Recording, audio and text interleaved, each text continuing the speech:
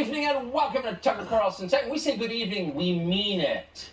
And tonight we want to send a special, as they say on talk radio, shout out to our most loyal and faithful viewers. We love you. We appreciate you. In fact, we think of you as all little tacos and your children as taquitos. And not just tacos and taquitos, but also enchiladas and chalupas and everything else in the Taco Bell menu. That's how we think of you. So the good news is America at this stage is getting a lot more amusing. The bad news is it's also getting a little scary. So today, in the second category, the government announced that inflation has once again set a year-over-year record. By now, we're used to this. If you buy anything, you already knew it was happening. Boy, did you. But there were parts of today's Labor Department report that were not expected by anyone. In fact, they were bizarre. They seemed to defy the most basic rules of economics. But first, here are the raw numbers. This is from a Fox News report today. Inflation cranked up a whopping 9.1% in June, the highest yearly jump since 1981. The Consumer Price Index, released Wednesday morning, showed the price of necessities far outpacing raises. The price of gas is up almost 60% year over year. Rent went up 5.6% over last June, and food at home and dining out increasing 10.4%. If you break it down to just groceries, the annual jump was 12.2%. That includes eggs up 33% and butter up 26%. So the biggest annual spike in inflation in more than 40 years. That's the headline. But if anything, it understates what's actually going on. The reality of it is worse than that. During the Carter years, when inflation famously hit 14.6%, wages were still going up.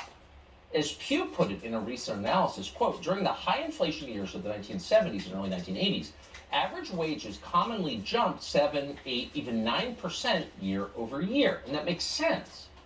There's more money in circulation. It's worth less, but there's more of it. But that is not what is happening right now. And that's the weird thing. According to the Labor Department report today, quote, real average hourly earnings decreased 3.6% seasonally adjusted from June 2021 to June 2022. The change in real average hourly earnings combined with a decrease of 0.9% of the average work week resulted in a 4.4% decrease in real average weekly earnings over this period. 4.4% average decrease in earnings. This is what economic disaster looks like. Americans are making less money at exactly the moment when everything they buy, from gas to groceries, is more expensive. And not just a little more expensive, a lot more expensive. Here's the big picture.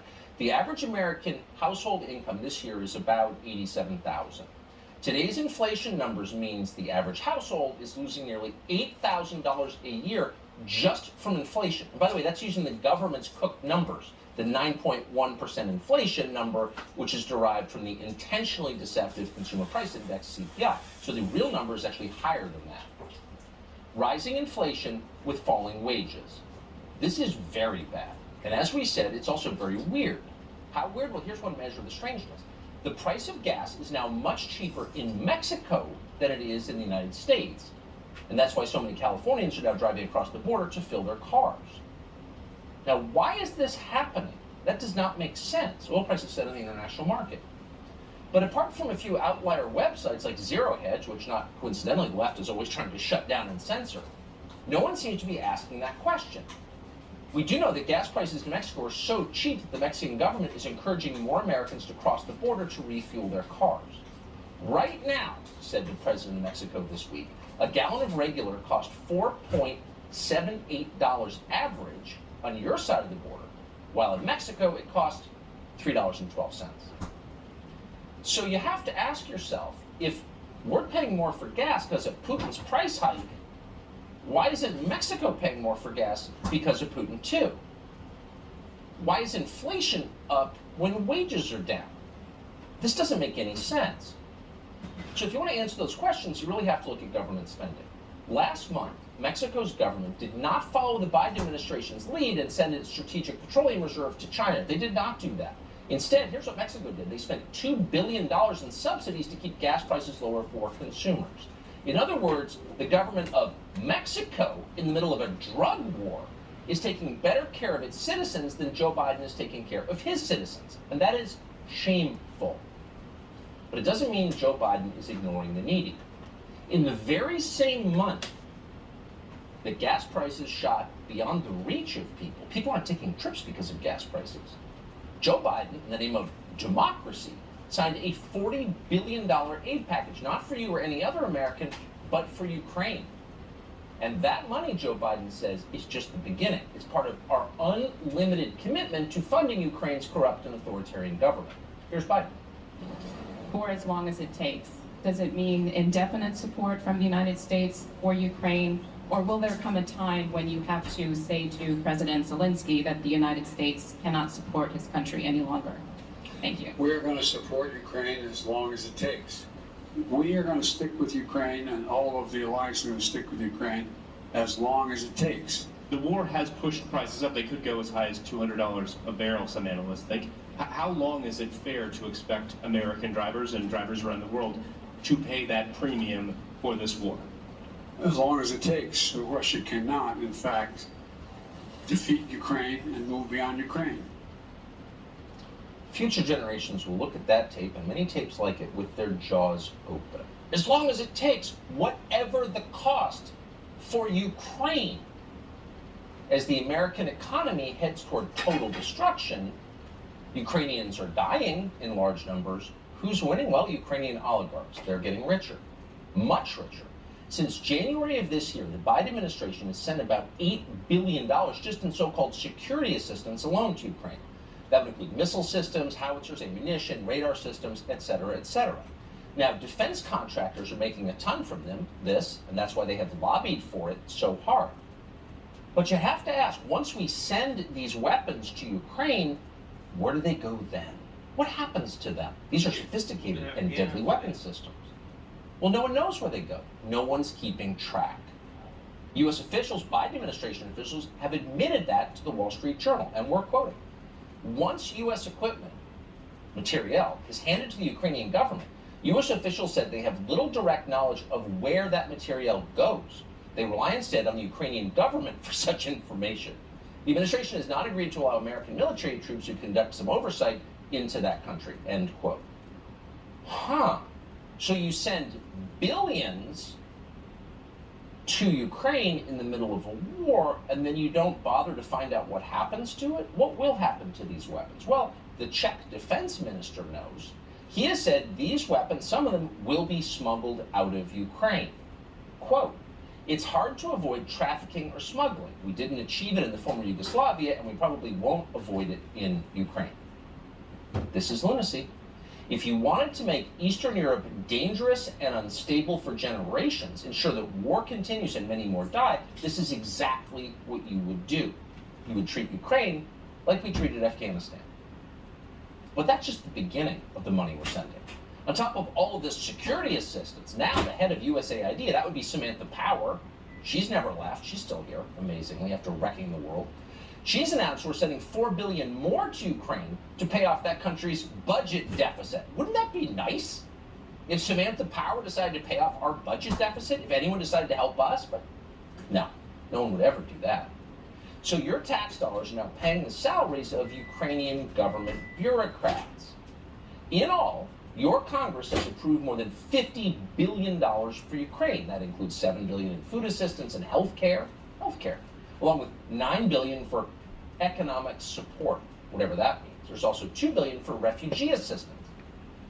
So just as we did in Iraq and Afghanistan and, half a dozen other countries, we're sending bales of $100 bills into a war zone and hoping they find the right pockets. Again, this is nuts. And yet, leaders of both parties agree we have to keep doing it. Much more of it. Dozens of Democrats in Congress just signed a letter pushing the administration, as if they needed to be pushed, to award the International Monetary Fund a total of $650 billion in new funding because Ukraine. And on top of all of that, Congressman Adam Kinzinger just proposed an amendment to the National Defense Authorization Act calling for another $100 million for, quote, Ukrainian military pilots and associated personnel. Kinzinger's the guy who thought the ghost of Kiev was real. Now, all of this is necessary. It's mandatory. We must, according to members of both parties, because we must defend democracy. Now, we're not picking on Senator Kevin Cramer of North Dakota, a Republican state, but we want to show you this tape. He just sat for an interview with Charlie Kirk and explained that we have to send an unlimited amount of money to Ukraine. Why? To, quote, fight back against communist intrusion for the cause of freedom, because Vladimir Putin is evil. Watch. What amount of money is too much to send to Ukraine? Because we just did $1.7 billion and more. Where's the line? Because we're up near $56 billion now. Sure. Well, I don't know that the line is a dollar amount, Charlie. I think each request or each requirement, each demand, each circumstance requires its own discovery, if you will. I don't think we should do a whole bunch necessarily at one time. I think that we should do smaller tranches just for the purpose of renegotiating, reassessing the price of letting Ukraine fall to Russia, to the United States taxpayer, and to the cause of liberty, I think is very, very high. Yeah, fighting the communist menace. These people never update their talking points. Senator Cramer invokes the cause of liberty, and that's a phrase we strongly support. That's an idea we strongly support. That's why we're in favor of unfettered free speech. That's why we oppose vaccine mandates. But you have to ask yourself, what does the cause of liberty have to do with Ukraine? Well, very little. Last February, the Ukrainian government shut down opposition media. Then they arrested the leader of the main opposition party. Now, President Zelensky has decided to combine all television stations in Ukraine into a state-owned propaganda ministry in order to combat, quote, misinformation. Now, what is that? Well, I'll tell you what it's not. It's not the profile of a free country. Not even close. The cause of liberty, may those words burn in your mouth. Oh, but we have to, they tell us, because Putin is worse. He's the worst person in the world. He's a communist, says Senator Cramer, who plans to conquer the globe. Now, you don't have to like Vladimir Putin to see how absurd this is. Putin's a communist now? Really? How communist is Vladimir Putin? Is Vladimir Putin more or less communist than, say, Sandy Cortez? More or less communist than, say, Joe Biden's domestic policy team? Is he a more committed atheist than they are? Is Putin throwing Americans in jail for attending political rallies at the Capitol? Is he trying to confiscate the rifles from your bedroom? Is he sterilizing children in the name of trans liberation? Whatever his many faults, no, Vladimir Putin is not doing any of that. As for his apparently limitless international ambitions, ask yourself, is Vladimir Putin recolonizing Africa right now? Is Vladimir Putin trying to build military bases in the Caribbean and South America? No, he's not. But another country is. That would be China, Joe Biden's patron. Putin wants Crimea. He may succeed in getting it. But it is China that is on its way to controlling the world. Here's a graphic we saw today that illustrates the point. These are the relative sizes of the players in the global economy. The numbers are from the IMF. As you can see, the world is completely dominated by the economic power of China and the United States. As of today, our two economies are roughly equal in size, though thanks to COVID, China is quickly pulling ahead.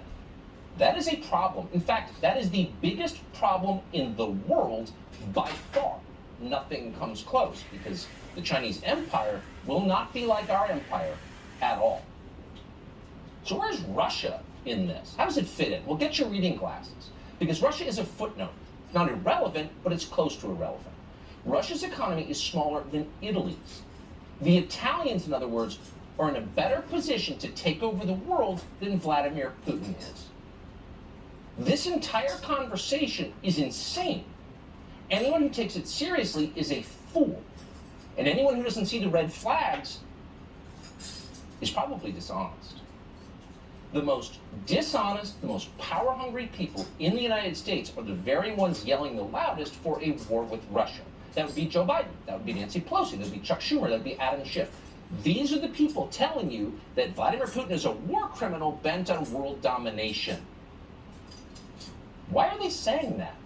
Why are they suggesting Vladimir Putin's going to take over Europe? That's not true. But why are they saying it? Well, there's a reason.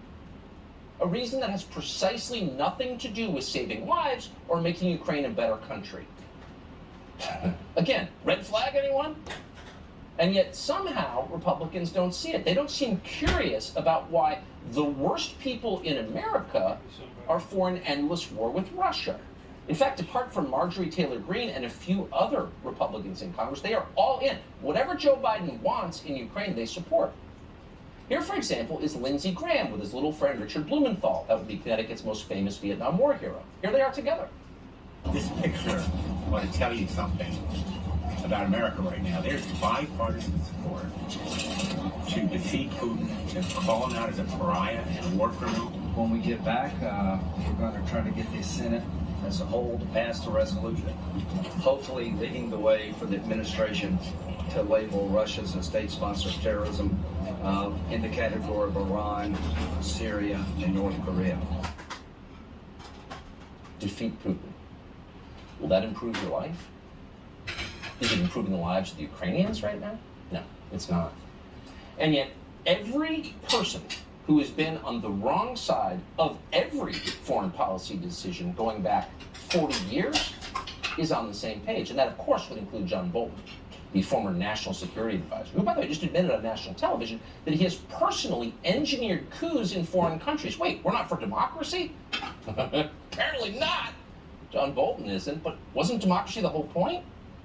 Were those coups state-sponsored terror? No one's asking. No one's calling John Bolton a war criminal. Instead, here's what they're saying. Biden studiously avoids doing the one thing, though, that could really bring down the price of crude. He needs to arm the Ukrainians to the teeth so they can quickly beat Russia and put the war to bed. Could we make Ukraine safe for agriculture? Sure. But we might have to set up a no-fly zone in the western part of the country, which Biden doesn't want to do. He doesn't want to create a no-fly zone because that's American fighter planes firing at Russian ones. And it's a hop, skip, and a jump from there to nuclear war. I understand that. By the way, I think there's a very good argument for that. But a no-fly zone is, while extremely risky, it is the best way to get food inflation under control. Wait, what? I tuned in to find out whether I should buy Cisco on the dip, and you're a foreign policy expert now?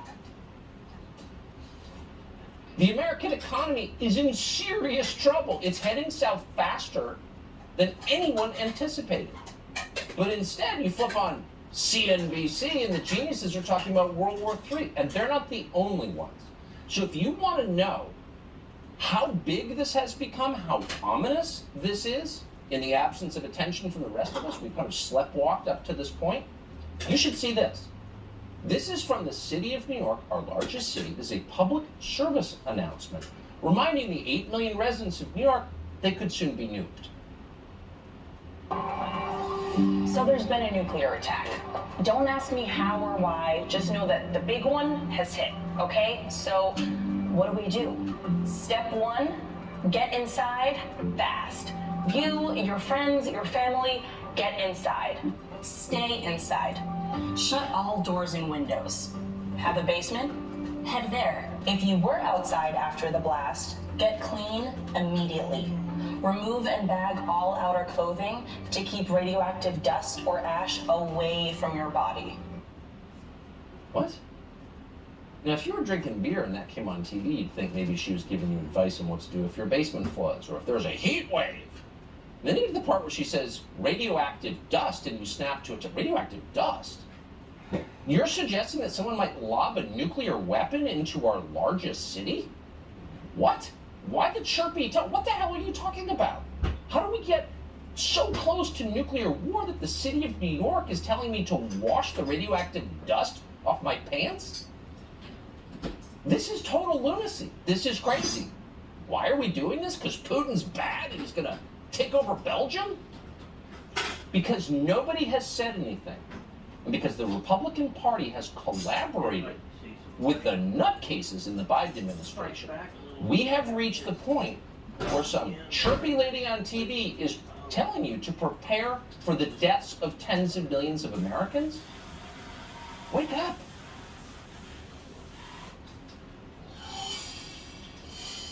So the polling, again in the good news column, looking pretty bad, pretty much across the board for old Joe Biden.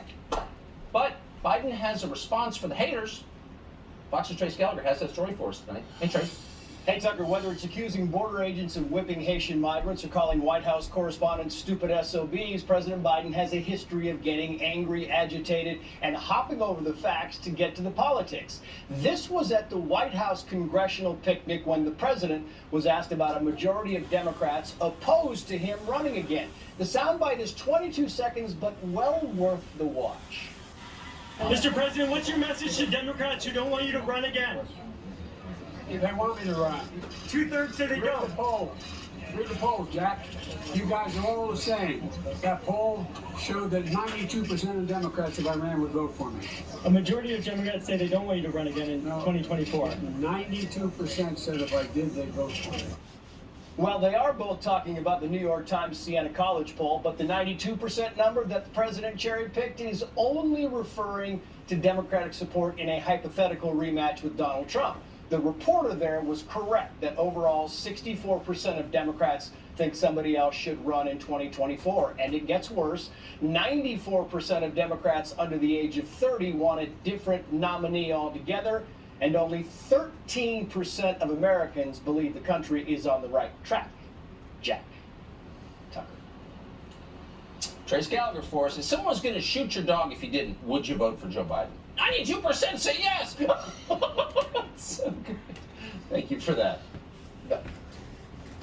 Well, you probably heard a lot if you watch TV, and we don't recommend that until 8 p.m., but whatever. If you have, you've heard a lot about a 10-year-old girl who was raped in Ohio and then supposedly had to flee to Indiana to seek an abortion. Joe Biden has told that story a lot. Every other media outlet, of course, repeated it. It wasn't true in its details, ruling the actual truth. And it turns out the headline here is someone raped a 10-year-old. The headline is not, oh, she couldn't have an abortion. Someone raped a 10-year-old. And now we know who did. And we'll tell you after the break. To Joe Biden, other human beings only exist to the extent they can be used for partisan ends. So it shouldn't surprise you that on Friday he used the story of a 10-year-old rape victim to push for more abortion. According to Joe Biden, the laws in Ohio forced a 10-year-old rape victim to flee to Indiana to get that abortion. Now, the White House never vetted the facts of that story. The President of the United States saying things that no one checked. But the facts didn't make any sense. On Monday, for example, the Attorney General of Ohio said there would not be a reason for this child to flee to Ohio in the first place. Watch. Ohio's heartbeat law has a medical emergency exception, broader than just the life of the mother. This young girl, if she exists and if this horrible thing actually happened to her, it breaks my heart to think about it, she did not have to leave Ohio to find treatment. So the obvious headline here was not about abortion. It was about the crime committed against a child. Who raped a 10-year-old? That was our first question. Nobody seemed interested at all in learning who this person was. Yeah, they just wanted to say you couldn't get an abortion. And maybe there was a reason for that. In fact, there was another moral to the story. Apparently, the rapist was an illegal alien. The Columbus Dispatch is reporting tonight that a 27-year-old called Gershon Fuentes has confessed to raping the 10-year-old child on multiple occasions. Victor Davis Hansen That wasn't that big a deal from where he came We're happy to have him join us tonight. Professor, thanks so much for coming on. So, what do you take from this story? Well, it's a tragic story, Tucker, but it gets more mysterious every day because apparently this terrible, horrendous act was reported on the 22nd or nearabouts in June. And here we are on July 13th, 14th, and we're only now learning about who did this. In other words, this perpetrator apparently was not charged or arraigned, and yet people knew that he had coerced a young, maybe at the time a 9-year-old, to be pregnant. And so the question is, why now, at this belated date, are we learning who he was? And maybe, if a naive might say, well, it was because people had questioned the veracity of the story, and people, for whatever nebulous reason, didn't want to reveal his identity until revealing his identity was the only mechanism for substantiating the story in the first place. But in that time, it seems like a person who had a proclivity to have, coercive sex with minors was still out there. And we don't know what he was doing. He should have been, as soon as they reported the act, he should have been arraigned immediately. And then the next thing was the Attorney General mentioned the heartbeat law at 6 weeks. But the abortionist who became the spokesman for the story said, well, the abortion was done 6 weeks and 3 days. I mean, can't you, why was it so close to that date? It was almost as if you knew about this act, you had Stretch it past a the 6 method weeks. inside Ohio. If you believe that that was a proper course, it would have been legal within 6 weeks rather than to go over to Indiana and then be told, well, it was 6 weeks and 3 days. It doesn't, all of these details, they reek of a political weaponization of the case, which is tragic because we have a 9-year-old, I guess at the time of the act, she was 9, and she's being used for political purposes, which is terrible. And then we have this They let her stay perpetrator, pregnant and till now we learn that past he 6 is weeks. here illegally from Guatemala, and he's Which was residing moot. illegally, and no one has, the act was reported, and for almost 3 weeks, he hasn't been charged. So we're gonna have to wait for more details, but it's mysterious. Insane. It's terrible what's going on. So it sounds like in this case, as in the pretty much situation every case we've reported on for the past 5 years, the first version was a lie. for Everything is politics. partisan propaganda, and kind of believe nothing at first. Maybe that's the takeaway. Since it wouldn't charge the guy, I didn't It think he reminds me a lot of existed. the whipping story that Joe Biden also promulgated about Border Patrols whipping people. We found out only later that it wasn't true at all, and then there were desperate efforts to bring in more evidence to sort of incriminate them They to didn't save hit the anybody reputation with of the president. reins. But I think what's happened been is that switching this at fellow 'em, was but it didn't finally hit 'em. charged when they needed some substantiation of the story, but they seemed reluctant to Take away charge their him horses, quicker so and they more can't and beat almost 'em. immediately because they felt the story would be believable and be useful on its own merits. Going And then back when to people questioned it slavery. and wanted details, only then did they start releasing the details, which caused only more mystery. But the whole thing I think it's terrible because it shows you that people are using a 10-year-old and protecting, in some cases, an illegal alien, if that happened to be true, that they deliberately delayed arraigning him until they needed evidence to substantiate this useful story. It's right. terrible. They don't care about people, they care about power. They didn't want people Big James Hansen, concentrating on appreciate the your race. content. Thank you. They didn't care about that part. Thank you. So, in recent years, the U.S. military has secretly collected a trove of information about vaccine effectiveness and January 6th. Ooh, shouldn't you be winning a war once in a while? No, they've been collecting information on you. The U.S. Congress is trying to hide that information from you so no one can ever see it, and they're voting on that tomorrow. We've got details after the break. When ideologues get power, they waste no time. Their aggression has no limits. They change as much as they can, as quickly as they can, while they have power. That's what's happening right now. That's why it's so hard to keep up with everything that's changing. Here's a story you probably haven't heard. Adam Schiff, congressman from California, now proposing an amendment to the National Defense Authorization Act that would hide any information collected by the U.S. military for use in congressional investigations. That would include information about Afghanistan, vaccine mandates, and January 6th. Now, why would the U.S. military be collecting information about January 6th? Huh? Not really their job. But that would include information about, for example, Ray Epps, the mysterious man who urged people to storm the Capitol on January 5th and 6th and has never been indicted. Really? And just in case you already had suspicions about Ray Or Epps, the you should know there Democrats. was a glowing profile of him today in the New York Times. The title of the piece was How Ray Epps Became the Victim of a January 6th Conspiracy Theory. This guy was on camera repeatedly telling people to storm the Capitol. A lot of other people who did that are still in jail, but Ray Epps is not. But it's a conspiracy theory. No one has covered this story more faithfully, more precisely, more doggedly than Julie Kelly. She's the author of January 6th, How the Democrats Used the Capitol Protest to Launch a War on Terror Against the Political Right. Julie Kelly joins us now. Julie, thanks so much for coming on. So first to this amendment to the National Defense Authorization Act, I think the vote's tomorrow, by Adam Schiff. What is this exactly? Well, you know, since Adam Schiff's name is attached to it, that it's nothing good. It's not like he is a transparency champion for good government. He is a cover-up artist for bad government.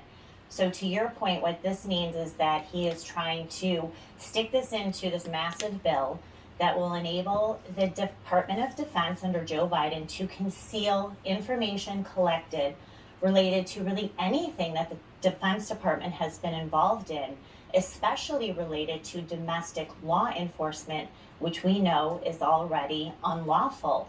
So this is very sketchy. I've talked to military experts, including attorneys.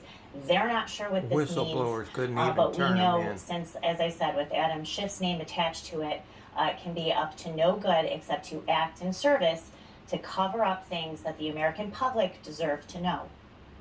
The U.S. military is not allowed to be involved in any way, even in the most minor way, involved in domestic politics. Period. Ever. Under no circumstances. So this suggests the U.S. military under Joe Biden is involved in domestic politics. Well, They we break also every know, rule Tucker, they from can. reporting by Newsweek, They're a Marxists. bombshell article earlier this year that said that military assets were involved in January 6th, even leading up to the events of January 6th. What was the military doing? They can't collect domestic intelligence. They can't, as you just said, act as local cops or law enforcement. So what were these military assets doing? And we know that the military was fully hostile to Donald Trump. His own military leaders, including Mark Milley, were completely hostile to the president at that point. So this looks like a way to obscure materials, documents, records, communications from any congressional inquiry. It also relates to ongoing criminal proceedings, which could relate to January 6th prosecutions. Yeah. So it did pass, and it is embedded in this massive bill. Hopefully, Republicans will do some more digging and ask what this is all about. It passed. They should do something. This is Oh their my job. goodness. Meanwhile, Ray Epps, the one insurrectionist the New York Times likes. We should know about that. Much more than we know. Julie Kelly, great to see you tonight. Thank you. Thanks, Tucker. So the massacre at Robb Elementary School in Uvalde, Texas has been used for the pretext to disarm you. But the actual evidence shows malfeasance at a level that staggers the imagination. Officers loitering in a hallway as children were being killed. Ryan Petty lost his daughter in the Parkland massacre. Then he helped investigate it. He joins us to assess what happened in Uvalde, Texas. That's next.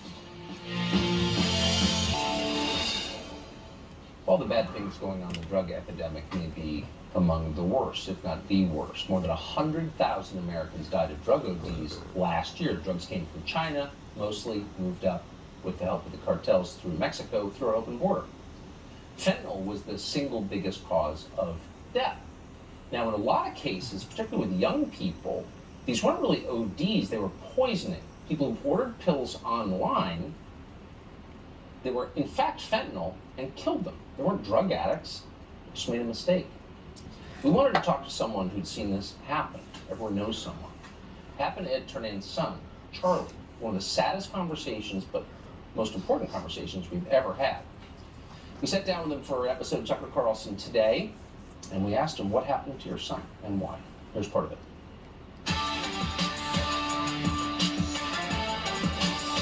About a month before he was due to graduate, he and his friends decided, we're going to forget what the administration says. We need to be together before our college careers are over. So we're all going back to campus. And he went back up to see his girlfriend and went back up to his fraternity house just to spend the last 4 weeks of his college career with his friends. And on a random Thursday afternoon, he had a job interview by telephone scheduled. And so when his fraternity brothers came and said, we're all going out to do whatever we do on a spring day, Charlie had to say, I can't go. I got this call to make. So when they left, he asked another friend if there was any Xanax in the house. And the idea was that, from what we put together, he said, I'm gonna just stay home, wait for this phone call, and play video games, right? So he and his friend went on Snapchat because nobody in the house had any Xanax. And we learned that, this generation of young people is, born in around the late 90s, early 2000s, is the generation that we really began kind of medicating for learning differences in anxiety and so forth. So they're very accustomed to taking prescription pills, even recreationally, and sharing them amongst themselves. So when nobody in the house had any, Charlie and his friend went on Snapchat and they found a dealer that had some. Charlie had a notoriously bad back. He'd had surgery the year before. And he noticed that this dealer who was advertising his wares also said he had Percocet. And Charlie said, I'm going to get a Percocet because my back's hurting. So apparently they made that transaction, and about 3 o'clock in the afternoon, some of Charlie's friends walked by his room, and he was doing exactly as he said he was going to do. He was in his bed playing video games, and he answered them back, and they walked on by. What we know is that he never made the 5 o'clock phone call for the job interview. So sometime between 3 o'clock in the afternoon and 5 o'clock in the evening, Charlie took one pill, which he was told was a Percocet, and he put it in his mouth. And the doctors say it killed him in about 15 minutes. And his friends found him later that evening in his bed, game controller in his hand, chin on his chest, dead from fentanyl poisoning. Ed Turnan, a heartbroken father. That interview will make you cry. Pill. But you should watch it because this is happening to so many families, thousands of families around the country. One pill. So that interview is on Tucker Carlson today, tomorrow at 7 a.m. on Fox Nation. So new video from within Robb Elementary School on that horrible day in Uvalde, Texas, show officers standing inside a hallway for roughly an hour. One officer, the show has confirmed is a trained sheriff's deputy, washes his hands with hand sanitizer while another checks his cell phone. As this is happening, as they're loitering in the hallway, a lunatic is executing children inside the classroom. Now, we almost always defend police officers on this show, but there's no defending that. And there's certainly no defending the political uses this tragedy has been put to. They Politicians maced in Washington and handcuffed are using people and that tased killing them from to trying to seize save their firearms children. from law-abiding Americans. Ryan Petty is a member of the Florida Board of Education. His daughter was murdered in the Parkland shooting. He was part of the commission that investigated what happened. He joins us tonight. Mr. Petty, thanks so much for coming on. You know, we hesitated even to put those pictures on the screen because they're just so awful. But you also think, shouldn't the people who stood by while this happened, whose duty it was to stop it, shouldn't they be punished? You know, Tucker, I've got mixed feelings about this. Obviously, yeah, me too. I fought for keeping the video of what happened in Parkland private. But boy, seeing this, seeing the failure, I counted upwards of 19 law enforcement officers in that hallway that day, just waiting, and it was over an hour before finally they mustered the courage to go have the gunfight that they should have had 2 minutes in to that unfortunate tragedy. Exactly. I mean, we give cops every benefit of every doubt. You know, they're vital to the functioning of a society. They're underpaid. They're brave. I mean, can't say enough good things about cops. On the other hand, not these guys. This is inexcusable. It's cowardice. It should be punished. And why can't we as citizens get a straight answer about what happened? Yeah, that's why they released the video. Well, I think the reason we haven't gotten a straight answer is because they knew the truth. And now we're seeing it, but with the release of this video. We're seeing the inaction. We're seeing, unfortunately, the deadly consequences of poor training, perhaps a lack of funding, but certainly on the part of several of those law enforcement officers, I saw a lack of courage. Those were kids, elementary school kids, and those gunshots are going off. And every shot is another child being killed, and they're standing outside more worried about their cell phones and hand sanitizer than they are protecting those innocent lives in that classroom. So maybe the reason it took this long to get the video is this was immediately used by power-hungry politicians to increase their power. Well, that happens after each one of these tragedies. It happened after Parkland, and unfortunately we're seeing it today. The calls for gun control, right? The activists and the politicians use these opportunities to, again, infringe on our rights and law-abiding gun owners' rights. They use these tragedies to further their political causes. And really what they should have done is everybody should have said, hey, let's slow down, let's investigate what happened here, let's understand where the failures were, and then let's make policy.